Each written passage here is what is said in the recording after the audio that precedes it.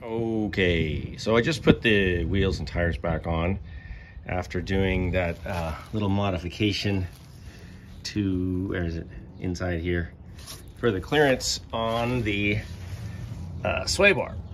Where? Up there. So I was checking, because these tires are a little bit fatter, right?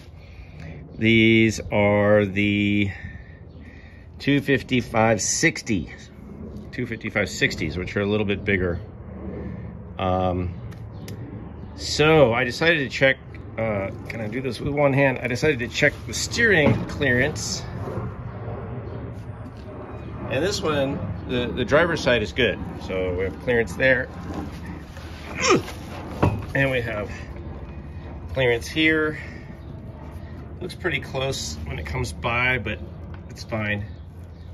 However, if I go to the other side, see, you know there had to be a but. This way is good, right?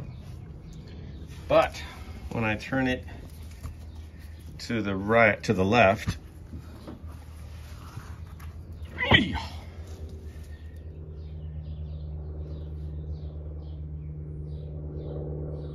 it's right up against it. It's barely touching, but it is touching.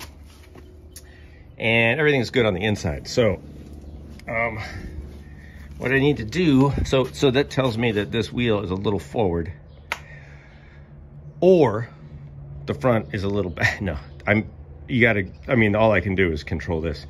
So these control arms do have about 6 degrees, I think, of camber, or caster in them, sorry.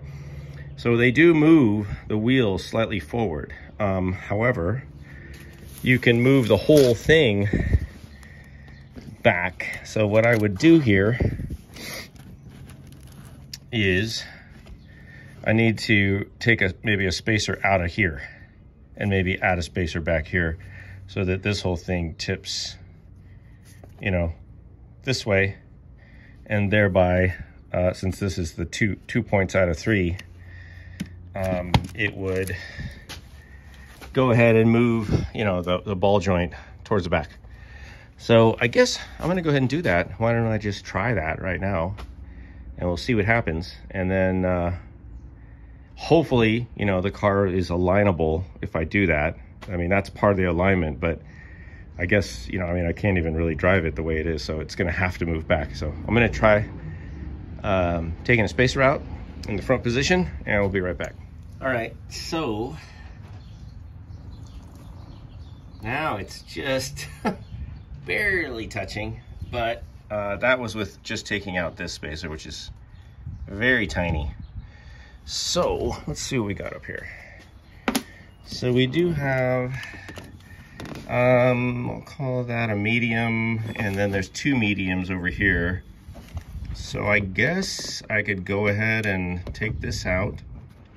I could also, if I want to move it a little, I could put this in the rear position, but I kind of like the idea of doing fewer spacers rather than more spacers. So I think, wow, okay, well, this is what you got to do on these cars. Kind of an arcane system, but I guess I'll go ahead and take this spacer out and then see where we are.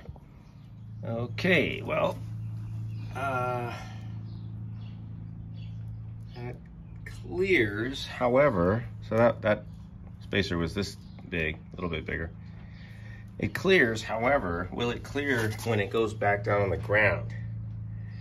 I'm not sure. I guess I'll just set it down and see, because right now it looks like this is a little higher than the equator of the tire, which looks to be here, but maybe that won't make much difference. This is still really tight. I don't know why this side is so much tighter than the driver's side, but that's a mystery of these old cars. So I'm gonna set it down on the ground and we'll see where we end up. The thing is, I can't really turn the wheels because there is no steering. I suppose if I can't take weight off. I'm gonna have to just hope that it doesn't rub too much.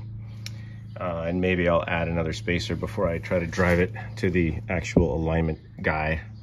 So I'm gonna lower this down, and if I can't, well, why don't I just keep the wheel turned and then I'll lower it down. All right, well, we have the answer to the clearance issue, which is it does clear. And I checked it as I was lowering the car. Now this is super tight, obviously. But what's interesting is just the way the wheel well opening is shaped and the way the tire moves. It actually maintains that clearance of, it's like a ½ inch, not even a ½ inch. What is that? Very little. 3/8. It maintains it all the way down. So, and now we're past the equator of the tire here, roughly, just about right there. So I don't think if it goes up, it's not going to hit anything, obviously. It might hit up on the top, but I think we're in pretty good shape. I'm probably going to go ahead and raise the, you know, the front a little anyway. I'm not trying to go crazy right now. And I can barely get the jack under the car with the 4x4 that's required to lift it up so I can put jack stands under it.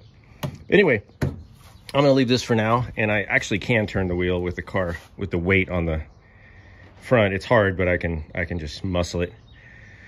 So that's it, you guys, for this video. Thanks for watching, and I'll see you later.